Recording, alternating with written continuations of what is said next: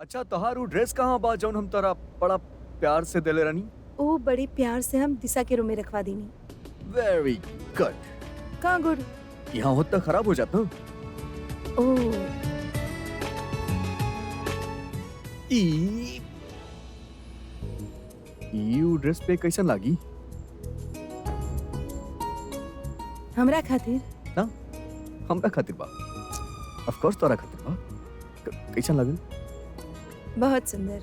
ये ब्रेसलेट नहीं खे हमार प्यार बा। थैंक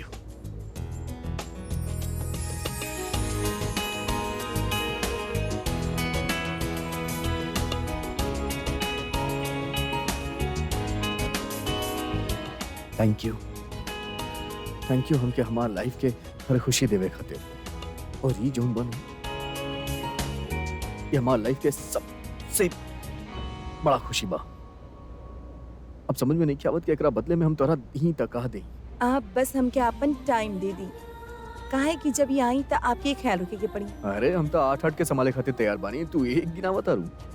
जब आई तब देखब अभी जाई। अच्छा सुना सुना सुना सुना सुना।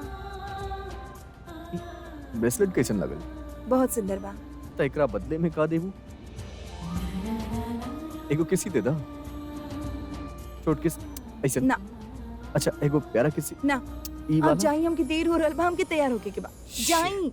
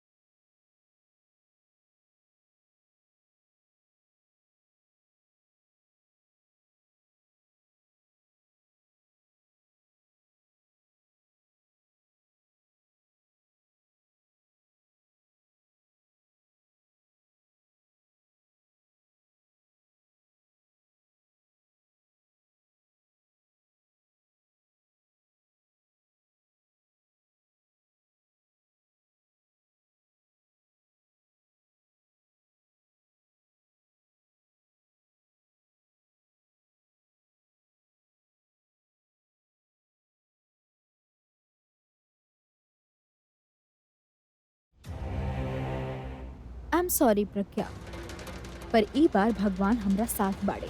तोहरा से बदला लेवे खातिर मर्जी भगवान के बा, पर मेहनत हमार।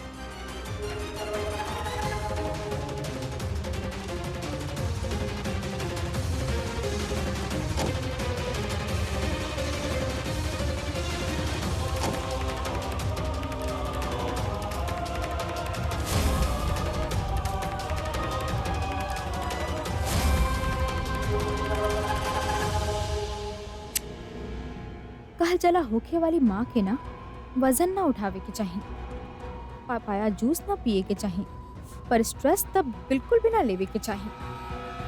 और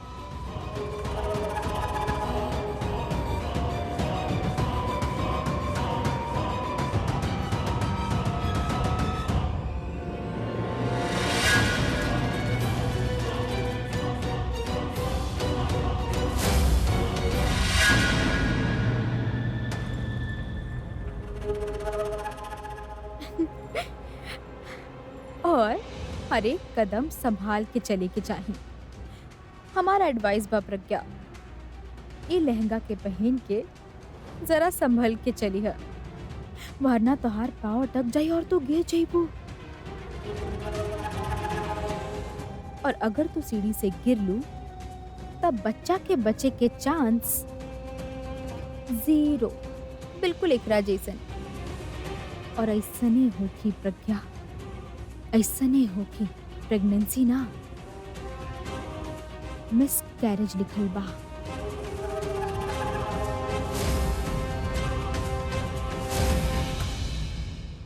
एला हमनी के बच्चा भी आ गईले। ओ साडे जिगर दे चले। मिताली देखा, तरुण और निहाल बाड़े। देखा। अरे अरे वैसे अरे पैर छुए के जरूरत ना बा। तू ठीक है बाड़ू ना बेटा? बिल्कुल ठीक। ई तंगता ना कैले ना तो के, अगर करत हो की तो हमके बतावा, हम एकर कान मड़ोरब। तंग ते ये करत हो कि हाँ ई बेचारा के तो ओकरा सामने हाँ बोले के भी हिम्मत नहीं खे। तू देखा भाई, सारा शादीशुदा मर्द के ये हाल बा। अपन रॉक स्टार अभी के ही देख ला, प्रज्ञा के चक्कर में वेटर बनल घूम रहल बा पार्टी में। रॉक स्टार हमार। तो अभी हाँ अरे यहाँ वा तरुण और नेहा आगे बढ़े। ता हाय तरुण। Welcome welcome. ही त का बात बा? इतना काहे हंसा तारे सब? अरे तोहारी बात हो रहल बा। इतना सारा लोग बड़े यहाँ काम करे खातिर, तू आके हमनी के साथ खड़ा हो जा। अरे ना ना दासी, अब ता दूसरा बार पापा बने जाता नहीं। मतलब अब जिम्मेदारी डबल हो गई बा और खुशी भी डबल हो गई बा। ताई खातिर हम सोचता नहीं सबके अपना हाथ से खाना खियाई बा और पियाई भी। अरे वाह। ए लाफ्टर शो बंद होके के टाइम आ गइल बा और एकरा खातिर मिताली भाभी हमार हेल्प करी है। नेहा दी कैसे बड़ो कियारा? हम ठीक बानी।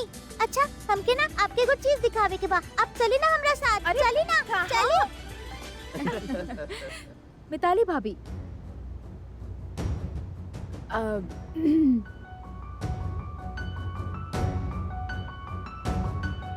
का भाई?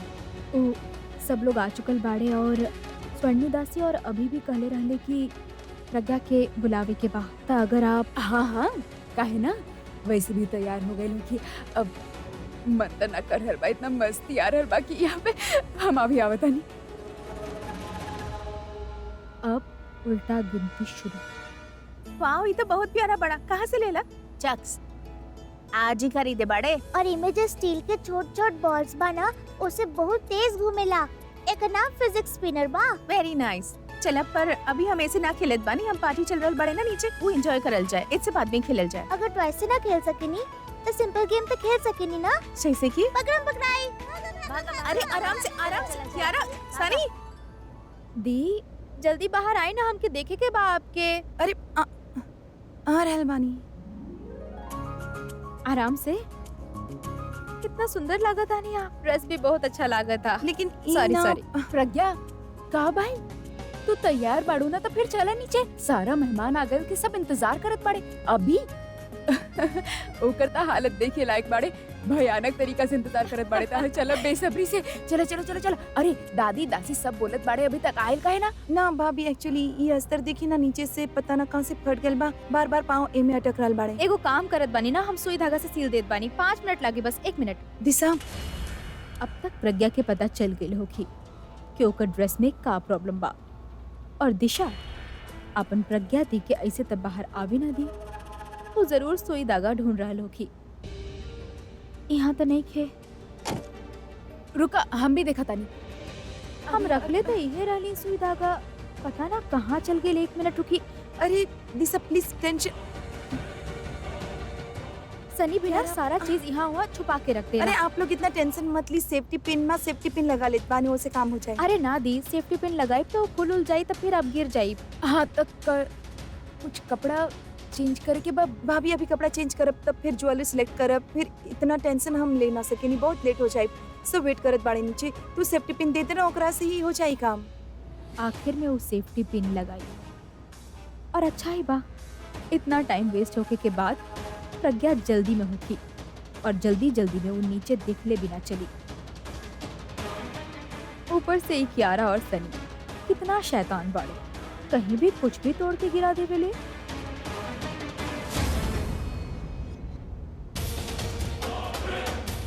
प्रज्ञा बिना नीचे देखे चली और इनका पे पांव रख के सीढ़ी से नीचे गिर जाई।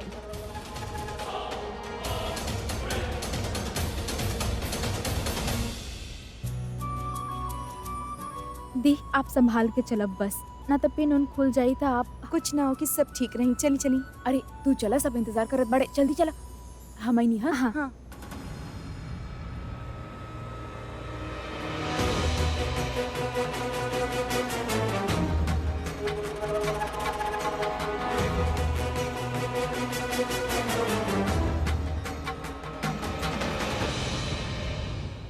तनु तो का हम इतना साल से जानत बानी और एक चीज तो हम बहुत अच्छा से समझ चुकल बानी कि जब जब तू फैमिली से अलग अलग रहेलू तब कुछ ना कुछ उनके खातिर गलत ही करे। और अगर ऐसा सोच रहल बाड़ू तो गलती से भी मत सोचिए। राइट, काहे कि प्रज्ञा प्रेग्नेंट बिया और ई तोहार फैमिली बा। एग्जैक्टली। और जेकरा के तू सिर्फ प्रज्ञा के बच्चा समझ के बैठल बाड़ू, वो हमरा भाई के भी बच्चा बाड़े। और जैसन हम तोहके पहले भी कहले रहनी कि वो बच्चा के खातिर हमार फीलिंग्स वैसे नहीं बाड़े जैसन कियारा के खातिर बा। She is my blood and so will the coming baby be. त अगर तू कुछ भी करे के बारे में सोचलू ना तो तहार हेल्प करे के त दूर के बाद I will my self punish you, so don't even think about it. Pragya से बढ़ त ई हमार दुश्मन बन गई बिया। पहले एकरा के शांत करे के होगी। डोंट वरी आलिया, हम ऐसन कुछ भी ना सोचत बानी। Good for you. Excuse me.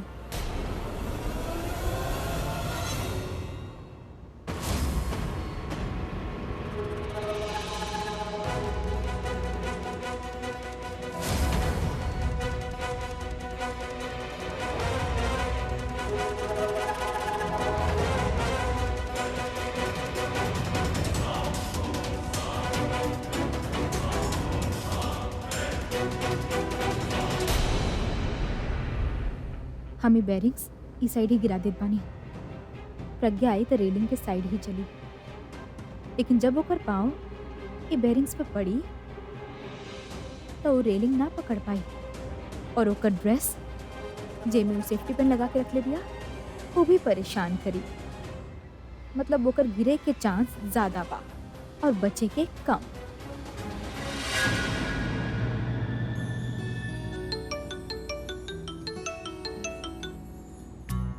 Hello, ओहो मैडम जी, और कितना तड़पावे के इरादा बा?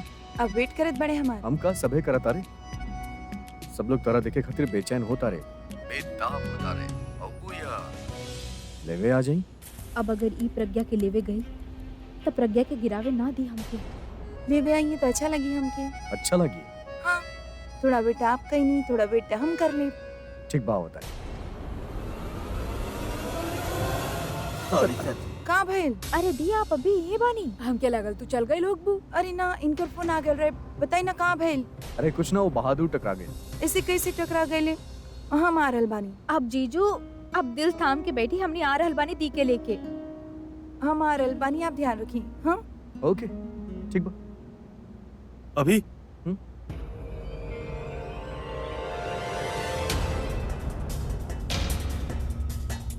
ई कान में का बोलती गई। चली आउच। का भइल दी? पता ना, अचानक पेट में दर्द उठल। कुछ उल्टा सीधा तो ना खैले रहनी ना? ना ना, प्रज्ञा, पर तू तब बहुत हेल्दी फूड खा लू ना, तो फिर पेट में दर्द कैसे हो गई? ना ना, अब दर्द कम हो गई। चले चली, कौन बात ना। अरे पक्का? हाँ पक्का, चली चली। साहेबान, मेहरबान और मेहरा खानदान, हमनी के खानदान में फिर से खुशे लाए वाली और फिर से बच्चा के किलकारी गुंजावे वाली पधार रहल बानी प्रज्ञा मेहरा।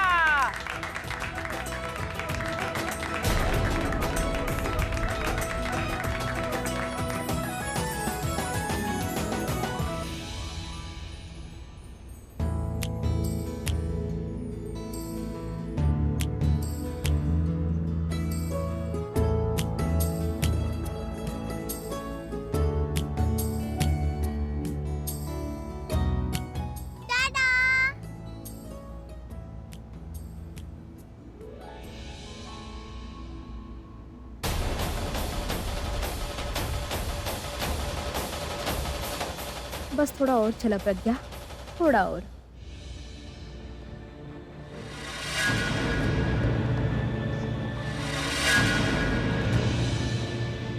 प्रज्ञा, दी प्रज्ञा,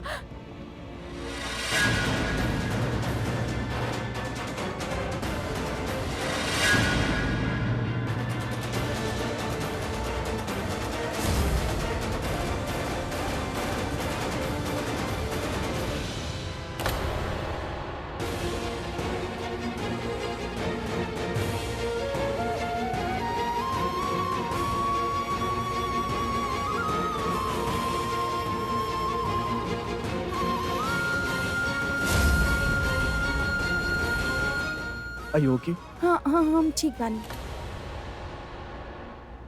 अरे ठीक से देखा, कहीं चोट तो ना लागल।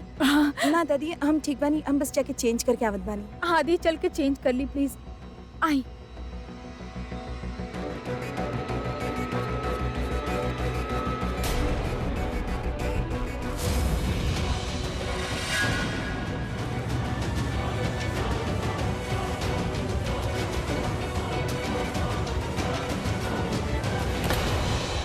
ये बॉल बेरिंग के गिरेलस।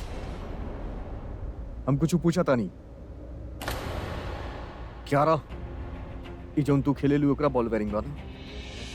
ये तू गिरेलू? हम ना करनी। ये जे भी गिरेले बना। अगर वो खुदे बता दे तो ओकरा खातिर अच्छा हो। कहे कि अगर हमके पता चलल तो हमसे बुरा क्यों ना होई। मजाक चलत बका कौन होई यहाँ? अभी छोड़ना यार, बच्चा घबरा रहा है। कुछ नहीं के भाई, ओके?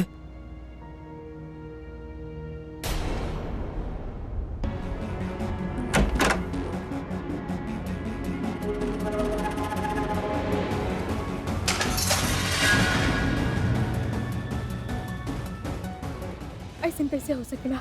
प्रज्ञा बच कैसे गई? भगवान तो हमारे साथ देख रहे ना, हमके सपोर्ट करत रहे। फिर एंड टाइम पे वो प्रज्ञा के साथ कैसे दे ले? कैसे? ना, हमार लक हमरा साथ बा। हम तनु बानी तनु, जे चाहे नी वो कर सके नी। फिर ई बार कैसे ना भाई? प्रज्ञा बच कैसे गई? कैसे बच गई? काहे भगवान हमारे साथ ना दिले? जब हमके सपोर्ट ना करे के रहे तो ओकर बच्चे के मारे के आइडिया काहे दिले हमके? What is your problem? Result ना देवे के रहे तो काहे दिले ये आइडिया? काहे? काहे? काहे? ये का कर रहल बाड़ू तू?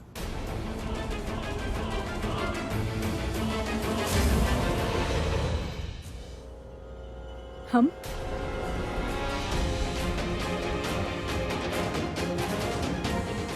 I have all problem.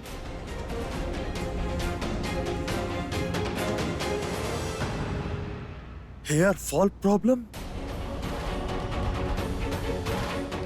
और कैरेक्टर फॉल प्रॉब्लम। तनु, कितना गिरबू तू? Excuse me? डायरेक्टली बोली, काहे कैलू तू ई सब? हम कुछ ना कईनी। कुछ नहीं को कैले तो इतना घबरा काहे रहल बाड़ू? हम घबरा रहल बानी? हम नहीं की घबरात। I am not scared. तू इतना घटिया इंसान बाड़ू ना तनु। एहसान शब्द के मतलब मालूम बताओ के? तोहार हिम्मत कैसे भइल हमसे ई तरीका से बात करे के? आपन हरकत दिखाई तो तोहार हरकत के मुंह तोड़ जवाब दे सके नहीं, लेकिन प्रज्ञा जकरा पर इतना दया खा ले ओकरा पर हम गुस्सा नहीं की कइल चाह। प्रज्ञा हमरा पे दया खाए ले? अभिषेक से शादी करे के बाद 1 मिनट में तोके घर से बाहर निकाल सकत रहलू, लेकिन वो प्रज्ञा भी है और तू ओकरा बच्चा के मारल चाहत बाड़ू। हम ऐसा कुछ नहीं की कैले, समझ ल तू। अगर दोबारा हमके हाथ लगेला ना तो जाके अभी से बोल दे कि तू हमके छुईला। शिकायत करबू, मन घड़ंत कहानी सुनाईबू जाके। जा, हम भी एगो कहानी सुनाई, सच्चा कहानी। सबकरा सामने साबित कर दे कि तू प्रज्ञा के बच्चा के मारे के कोशिश कैले बाड़ू। कैसे साबित करबा तू? Actually I don't have to, तू खुद करबू। देखा अपना आपके, ठंड के मौसम बा तो हर पसीना छूट रहा बा। डरल बाड़ू ना, घबरा रहल बाड़ू कि केहू के पता ना लग जाए। तू यहाँ से ना, तू हॉल से ही घबरा रहल बाड़ू। सब शौक रहले, अभिषेक प्रज्ञा के संभालत रहल, बच्चा सबके डांट पड़त रहल और तू वहां पे कांपत रहल कहीं केहू तोहार नाम ना ले ले। लेकिन तोहार सच हम देख लेनी, प्रज्ञा के बच्चा के मारे के। हाँ, हम मारे की कोशिश कैनी, उस सब कुछ हम कैनी और बार बार करब, तब तक करत रहब। अगर हमके जरूरत पड़ला तो हम प्रज्ञा के बीमार देव, समझ ल तू।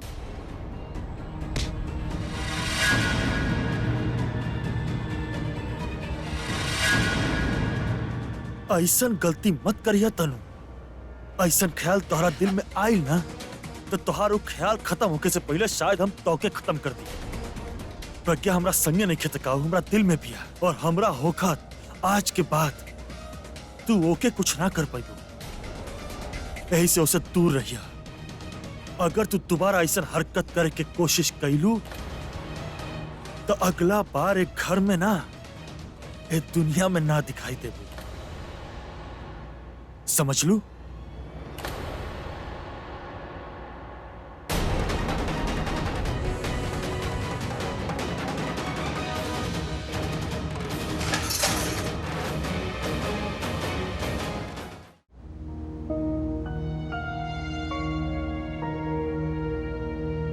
मम्मा आप ठीक बानी ना? हाँ बेटा हम ठीक बानी का बहन। आई स्वेयर मम्मा हम सीढ़ी पे वो छोटा छोटा बॉल्स ना गिरेले रहनी। हम और सनीता रूम में खेलत रहनी, नेहा दी भी देख ले रहली और फिर खेला के बाद हमने नीचे चल गए रहनी। हाँ दी करा बिल्कुल सच कर रहल बिया। ये पूरा टाइम हमने साथ ही रहल और ओकाबा एकर ओ फिजेट स्पिनर से खेलत रहनी और फिर बाद में हम पार्टी में चल गई नी। आई डोंट नो ई सब के कैलस कैसे भइल, लेकिन इतना हमके पता बा कि ई ना कैलस। हमके पता बाड़े बच्चन के अलावा कौना से ही गलती हो सकेला।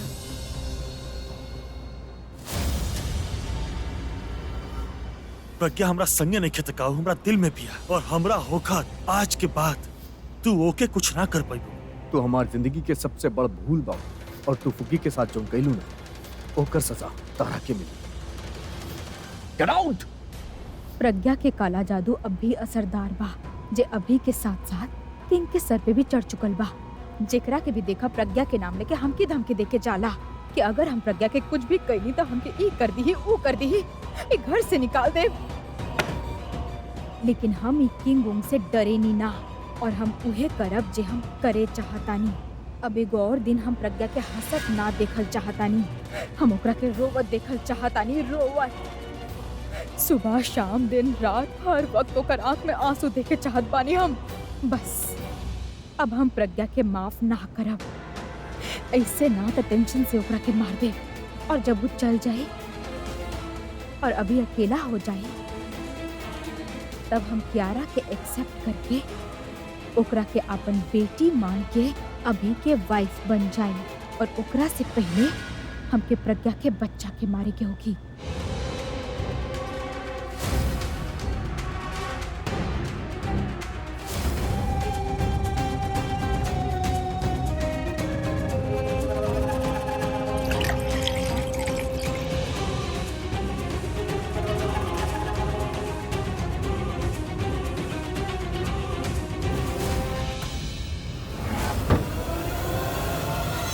हमके लागत कि हमके तोहार जरूरत कल पड़ी, पर ना। सोचने अगर पार्टी की प्लान फेल हो गई तो ई प्लान कल काम आई, पर हमके तोहार जरूरत आज ही पड़ गई। काहे कि हम प्रज्ञा के एक और दिन खुश ना देख सकेनी। हम आज ही पार्टी के मातम में बदल दे।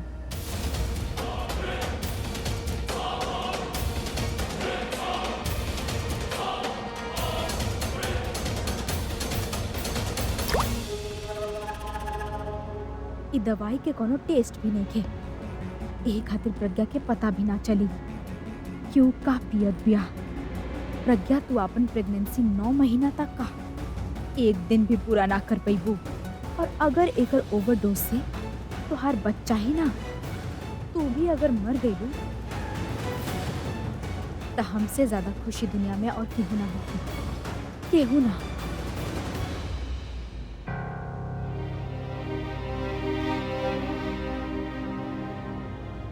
प्रज्ञा इधर आओ बेटा। प्रज्ञा बेटा तो के ना जरूर केहू के नजर लागल रहे।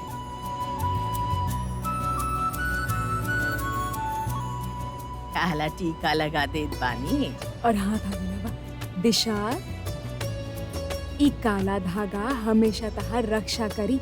भगवान करे तहार हर बला मुसीबत तुमसे दूर रहे। हाँ दी, और अब से ना हम हमेशा आपके साथ में रहब, ओके? और हम भी पूरा तरह तो पे नजर रखब और ई बात पे भी नजर रखब कि केहू के बुरी नजर तोहरा पे ना पड़े। हमरा पे बुरी नजर कैसे पड़ी भाभी? आप लोगन की इतना प्यार बाड़े कि बुरी नजर के खातिर जगह ना बचल।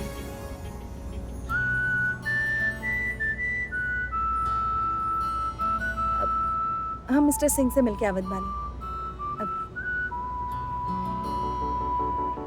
कैसन बाड़े आप? ठीक बनी, तू कैसन बाड़ू? तू ठीक बाड़ू ना? Thank you, thanks for coming here. अरे का थैंक्स फॉर कमिंग। पता बा जब सवेरे सवेरे जनाब के घर पे गई रहनी ना, पता बा सवेरे 11 बजे का करत रहले? 11 बजे अपन नाइट सूट में बैठ के ड्रिंक करत रहले। ये कोनो बतावे वाला बात हो गया। खुद के ही हालत बनैले, बता काम के का हालत बनैले हो? मिस्टर सिंह, हमके लागत पड़े ना कि आपके एक मैनेजर ढूंढे के चाहिए जो आपकी और घर की दोनों की संभाले। तो तू ही ढूंढ ला अपना जैसन कोनो। अपना जैसन एकरा जैसन केहू नहीं के, सिंगल पीस बाड़ी ओनली एंड ओनली। आपके यहाँ देख के बहुत अच्छा लागल, लेकिन और अच्छा लगी अगर आप पहले जैसन रहे लगी हैं तब। ई तो मुश्किल बा, पर तू कह रहल बाड़ू तो कोशिश कर। अरे कोशिश का करे के बाद शादी कर ला, शादी कर ले बता एक ही जगह पे ध्यान रही, मजा आ जाए, एंजॉय करवा का सब कुछ सही हो जाए, लाइफ सेट हो जाए। ई ना हो सकेला। काहे? ऊपर वाला सब कुछ तो दिले बाड़े। ये मैं थोड़ा सा कंजूसी कर दिले। अगर ये सुख हमरा नसीब में होके तो बहुत पहले मिल चुका होके। बस इतना ए, सा हाउ आर यू? कांग्रेचुलेशन यार। Thank you thank you thank you. भगवान के बारे में ई भी कहेली कि उनके घर में देर बा अंधेर ना। बहुत जल्द आपके अपने खातिर भी केहू न केहू जरूर मिल जाए। प्रज्ञा, हम अभी आई नहीं। बहुत अच्छा लग रहा बाड़ू।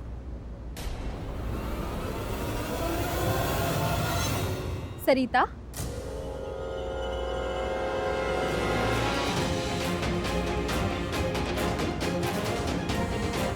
सरिता रुको।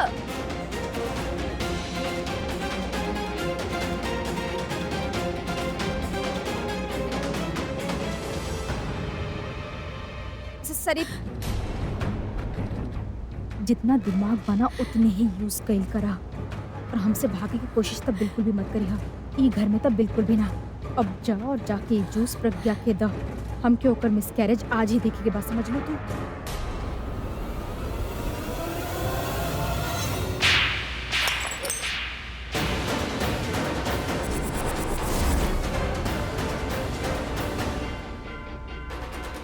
हाउ डेयर यू!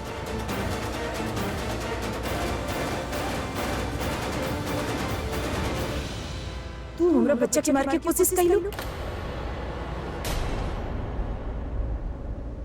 का बकवास करत बाड़ू तू? हम कुछ ना कइनी। उ बेरिंग्स बच्चा गिरैले रहले। हम जानत बानी कि हम सीढ़ी पे सिर्फ तोहरा वजह से फिसलत रहनी। तनु हम सच कहत बानी, तू कुछ भी और कर तू ना हम तोके डांटी सजा दे, माफ कर दे, लेकिन वो बच्चा जी दुनिया में आइली ना, तू ओकरा के मारे कोशिश करत रहलू। तू हमरा पे झूठा इल्जाम लगावत बाड़ू प्रज्ञा। हम भी एगो औरत बानी, औरत के बुरा ना सोच सकेनी, लेकिन वो बच्चा जे दुनिया में ना आए तो हमके थप्पड़ मरलू। इट्स ओके, बिकॉज अगर तहरा जगह हम होती ना तो हमके भी इतना ही गुस्सा आई। लेकिन एकर मतलब ये नहीं कि तू केहू पे भी इल्जाम लगाइबू। इल्जाम हम लगावे भी ना चाहिए तोहरा पे। तोहरा से तम बात तक ना करे चाहिए। ई खातिर बहुत हो गई। तो के कोनो हक ना पाई घर में रह के। ई परिवार पे तोहरा बुरा साया पड़े के ही ना चाहिए तो निकल जाए यहाँ से। प्रज्ञा तू प्रेग्नेंट बाड़ू, ये खातिर हम तोके कुछ ना बोलत बानी, लेकिन अगर तू हमारा और इंसल्ट कैलू ना तो हम चुप भी ना बैठे वाला कुछ बानी। बोले की भी ना चाहिए। हम जानत बानी तो जूस काहे खातिर बेचले हमरा खातिर। का गलत कईनी? जैसे सब तोहार केयर करत बाड़े वैसे हम भी तोहार केयर कईनी। अगर हम तोहार केयर कईनी तो के जूस भेजनी तो तू हमके हमार ख्याल रखे की खातिर पपीता के जूस भेजले रहलू हमके। आर यू मैड? तू जानत बाड़ू कि पपाया जूस प्रेग्नेंट लेडी खातिर कितना डेंजरस हो गेला, और अगर बच्चा खातिर तो और भी। यू नो प्रज्ञा, हमके तोहरा बारे में पता ना, लेकिन हम एजुकेटेड बानी। हम ऐसन गलती ना कर सकेनी। तो गलती ना कइले बाड़ू, तो जानबूझ के जूस हमरा खातिर भेजले रहलू ताकि हमार बच्चे।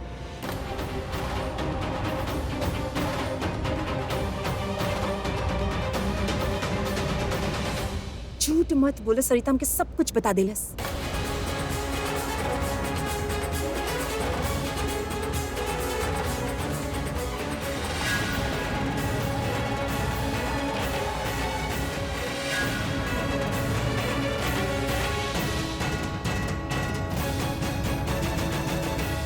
हमके तनु मैम कहले रहनी जूस देवे खातिर। धमकी भी देले रहली कि अगर हम उनकर ही काम ना कईनी तो हमरा पापा के चोरी के इल्जाम में जेल पहुंचा दी। यही खातिर प्लीज आप अपन चेकअप करवाएं, कुछ गलत ना हो जाए, और हो सके तो हमके माफ कर दी। हम डर गए रहनी, हमके और हमरा बाबा के जेल भेजे के धमकी दिहल गई, पर हमके इनके जैसे ना पानी। हम तो सोच ले रहनी कि चाहे जो हो जाए, जौन परिवार के साथ हमरे बाबा उम्र भर वफादारी कैले बा, उनके कबो धोखा ना दे सकेनी। ई खातिर हम आपके सब सच बता देनी। I will kill you. I will kill you. तू हाथ ना लगे, समझ लू तू। तू दोनों मिलके हमके फसेले बाड़ू, हम तो के बिना छोड़ा। तनु!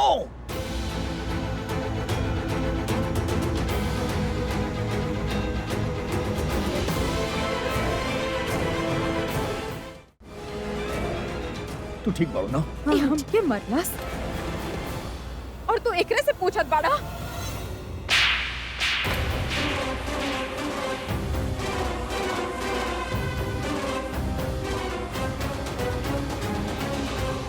पता भलाई कि लोग पे हाथ उठावल हमके अच्छा ना लगे, लेकिन तारा मार के हमके बुरा ना लगा।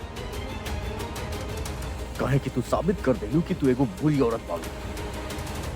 अपन फायदा खातिर केहू के साथे कुछ भी कर देलू।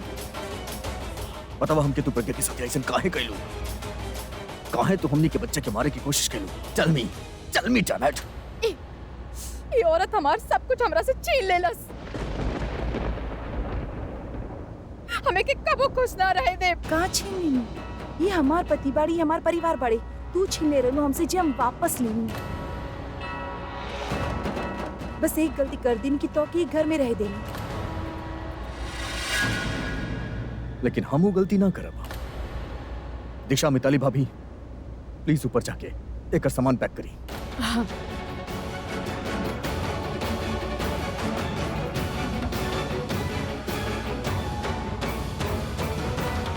अब हमें कहीं घर में ना रह दे। तू हमेशा हमरा और हमार परिवार के साथ ही गलत कही। हम तरह कितना बार मौका देनी, लेकिन अब बस, अब हम यहाँ कुछ गलत ना होके दे। तारा ये घर के और हमारे परिवार के अब भी ये वक्त छोड़ के जाए के पड़ी।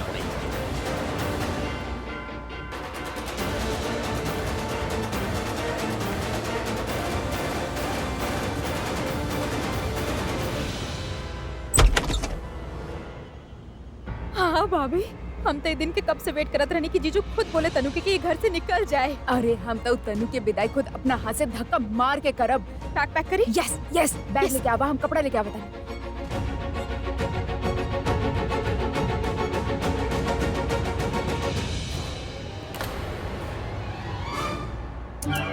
हाँ हो, देख लू, कियारा के ड्रेस भी रख ले बिया, चोरनी कहीं के। भाभी वो ओकरे ड्रेस बा, तनु हाँ? पहने लेना। गॉड जी, हम तो भूल ही गईली, इतना सा मॉडल कहीं के। ना अभी तो ऐसे ना कर सकेला, तो हमके घर से ना निकाल सकेला, तो हमके अपन लाइफ से ना निकाल सकेला। अभी हमके तो बहुत पहले करते हुए की चाहत रहे ना, कहीं नहीं ना, ये खातिर आज ही ना बताई।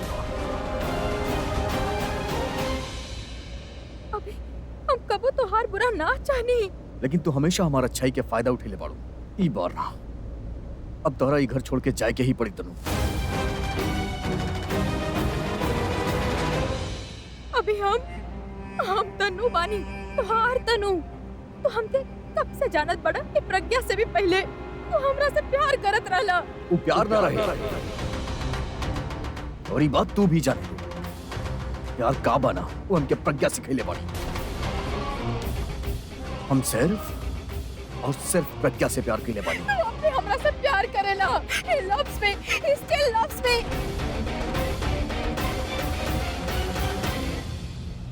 तो क्या ऐसा लागत बा, तो जाके अपन आँख के इलाज करावा। अंधा के भी देखेला कि अभी प्रज्ञा से कितना प्यार करेला। आप बीच में मत बोली। काहे ना बोली? हमारे फैमिली मैटर में हम ना बोलब तो के बोली? हाँ, ध्यान से सुन ला। तक क्या ना हमरे घर के बहू बानी, एकरे खिलाफ कुछ भी बोलबू ना तो हम सब बोलब। आलिया, तू तो कुछ बोला ना, तू तो हमार दोस्त बाड़ू ना, हमार बेस्ट फ्रेंड बाड़ू। ना बोलब ना तनु, कि हम तहार दोस्त होके से पहले ही घर के बेटी बनी।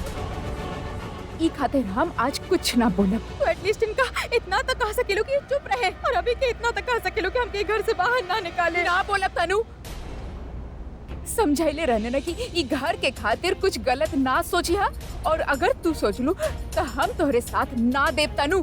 साथ तो हमारे साथ ही कब देलो यू सेल्फिश वुमन। तो हमरा पास इतना पाइल रहलो जब पूरा खतरा हो गया।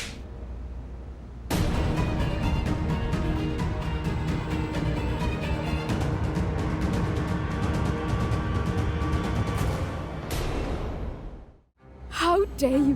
तू हमार दोस्त बाड़ी और ये सब तनु हम तोके समझाइले रहनी कि प्रज्ञा ई घर में आ गइल भी और सब लोग खुश बानी, डील विद इट। लेकिन तू ना समझ लू।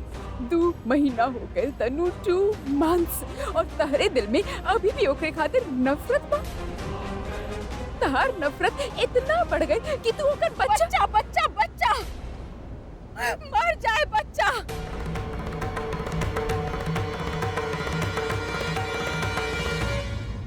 और अगर ये बच्चा इस दुनिया में आइल ना तो हम खुद अपन हाथ से वो बच्चा के मार दे। और हम नहीं की चाहत कि ये दोनों के एक और प्यार की निशानी इस दुनिया में आवे। तनु तू हर केहू के नजर में गिर चुकल बानी। ई घर के तू कबो अपन माने ही ना। ई घर तोहार ना बाड़े। तू यहाँ से चली जा, निकल जा यहाँ से। हम कहीं ना जाए प्रज्ञा, ये घर हमार बा। इतना साल देले बानी हम अभी के, इतना सैक्रिफाइस करले बानी। ये घर हमार बा और हम कहीं ना जाए। अगर अपना जिद के वजह से तू दूसरा के फैमिली के आपन कहबू तो वो आपन ना हो जाई।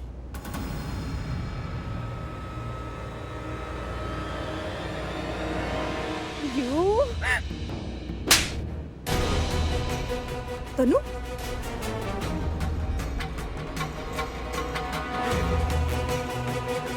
अभिषेक ये औरत के अपना घर में 1 मिनट भी मत रखी।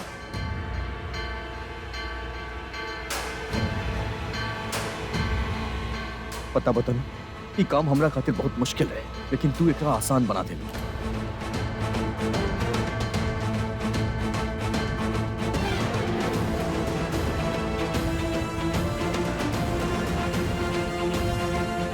अभी एकर बैग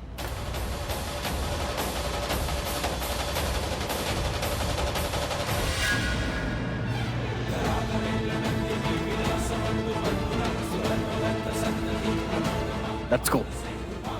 अभी अभी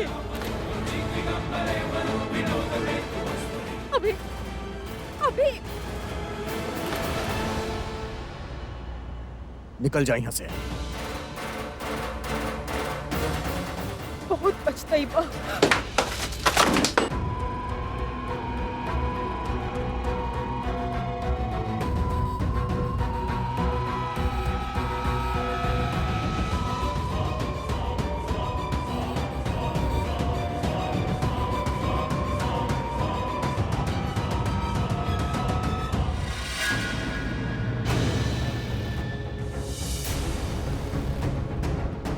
प्रज्ञा, प्रज्ञा आँख खुला। Pragya, Pragya, I'll call the doctor. Pragya, Pragya, hello doctor. Pragya. अरे अभी प्रज्ञा, बेहोश हो गई। लगता है पपाया जूस के असर होकर बड़े होकर पे। हाँ, नीचे आवे से पहले उनकर पेट में दर्द तो भइल रहे। हम डॉक्टर के बुला ले बानी। Don't worry. हाँ चलो। घबराए के कोनो बात नहीं की। शी इज फाइन ना। पर इनका पेट में जौन दर्द भइल रहे वो जेनरिक रहे। एक्चुअली स्ट्रेस की वजह से ही बेहोश हो गए रहे।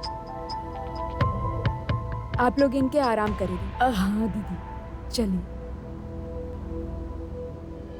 She needs rest. आप भी बाहर जाएं। अरे ना डॉक्टर, हम ऐसे रहब जब तक प्रज्ञा के होश ना आ जात।